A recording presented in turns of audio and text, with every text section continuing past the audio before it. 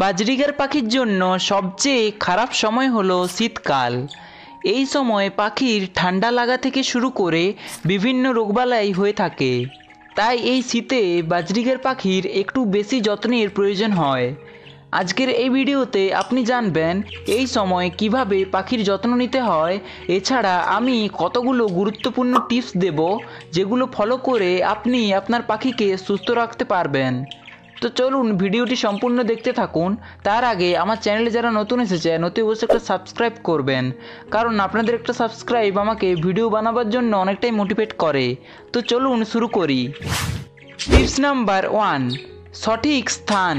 প্রথমেই আপনাকে পাখি রাখার জন্য এমন একটা স্থান নির্বাচন করতে হবে যেখানে দিনের বেলায় আলো আসে আর ঠান্ডা বাতাস আসে না। অর্থাৎ আপনি এমন স্থানে পাখিকে রাখবেন যেখানে কোনো রকম ঠান্ডা বাতাস চলাচল করে না। আপনার যদি স্পেস কম থাকে তাহলে আপনি আপনার রুমে পাখিকে রাখতে পারেন। টিপস নাম্বার 2, খাঁচা ঢেকে রাখা।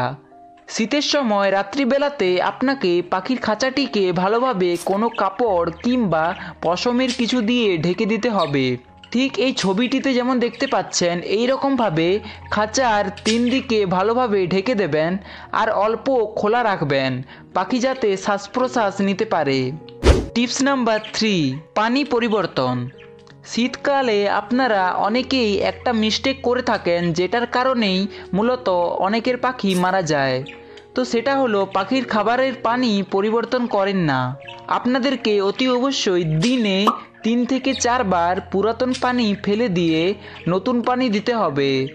আর নতুন জলটা ঈষৎ উষ্ণ অর্থাৎ হালকা গরম হলে ভালো হয়। তো এই কাজটা দিনে 3 থেকে 4 বার করবেন, তাহলে পাখির ঠান্ডা লাগার চান্স অনেকটাই কমে যাবে। টিপস নাম্বার 4, খাবার পরিবর্তন। আপনারা যারা বাজরিগার পাখি পালনে নতুন, অনেকেই জানেন না যে সময় সময় পাখির খাবারে পরিবর্তন আনতে হবে। শীতকালে আপনারা পাখিকে যে রেগুলার সিড মিক্স দেন সেটাতে সামান্য পরিমাণ সূর্যমুখীর বীজ অ্যাড করতে পারেন।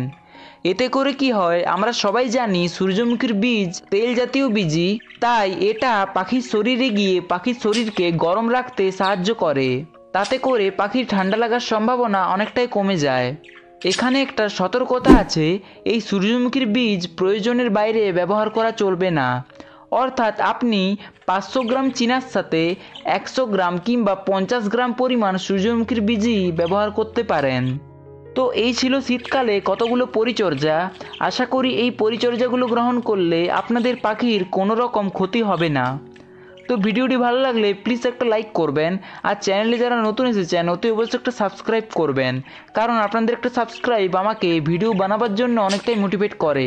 তো চলুন আপনার শখের পাখির সুস্থতা কামনা করে আজকে এখানেই বিদায় নিচ্ছি। দেখা হবে অন্য কোনো একটা ভিডিওতে। টাটা।